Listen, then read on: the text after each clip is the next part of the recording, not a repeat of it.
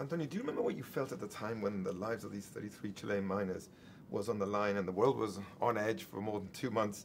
And then, later, how did you react when you found out that they were making the movie? Yes, I do remember. I remember feeling emotional, of course, the day that they were coming out. But not only just because of them, but because I knew that many millions of people like me were watching television with one idea in their minds, which is the supreme value of life. And that, in our times in which we are used to watch television and see so much violence and how depreciated life has been, suddenly became very important. That everybody was in the same note at the same time, watching these guys coming out of the mine, because in a way we were all coming out of the mine. And then how did you react, and were you excited to be a part of it? Yeah, right at that point, actually, I thought, ooh, somebody's going to make a movie out of this. And then someday they call me, Mike called me, and he says, I would like to have a meeting with you and a woman called Patricia Reagan, and she's the director, and we would like to talk to you about this, the possibility of making this movie, And at the beginning, I thought probably what anybody would have thought.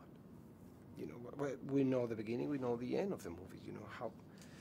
But then you start discovering that there were many things that were happening down there, and you see these kind of light female forces outside of the mine, digging down, and you see these male, dark guys, masculine, inside digging out, and then you start seeing things, you start understanding that the movie was actually,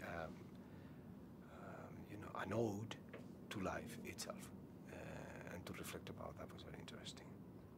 One of those men digging up, and probably the most positive one of them all, is Mario Sepúlveda. He didn't go down as the leader, but he came up as the leader. Who is this man? Because you've also met him. Oh yes, we were together for many days, and we spent a lot of time together. He is a survivor since very early ages.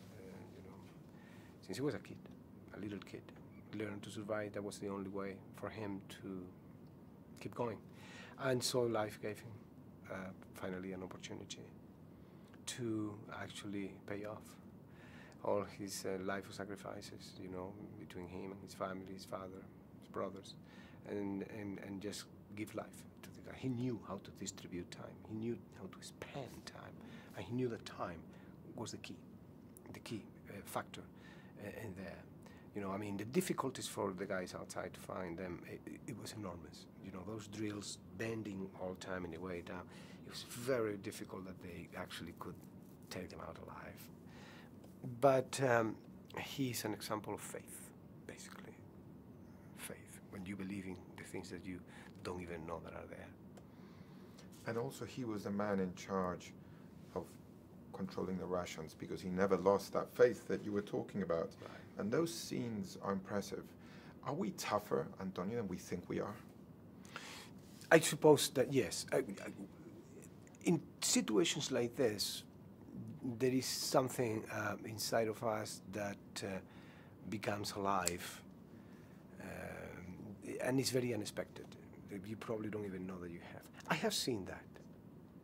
I have seen that traveling, for example, with UNICEF in war situations. I was in Somalia in a war situation, and I saw that in the eyes of many people that I met there. Invisible heroes, people that work with international organizations, soldiers for, peace missions for United Nations, stuff like that. I've seen that type of, drive.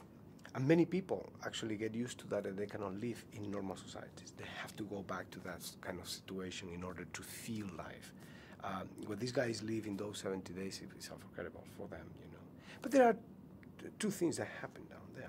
One of the stories is about survival, but the other story is about surviving famous and surviving being a celebrity.